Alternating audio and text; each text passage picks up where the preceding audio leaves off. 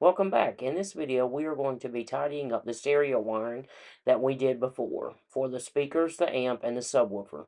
I have all my electrical tools to undo the connectors. I also have a pair of pliers and a pick. I'm going to be getting the connectors undone to be able to pull the wires back through the saddlebag. Now what you want to do is use your pick or electrical tool to lift the tab to pull the wire through the connector. Once we have this side done, we're going to be moving over to the other side and repeating the process.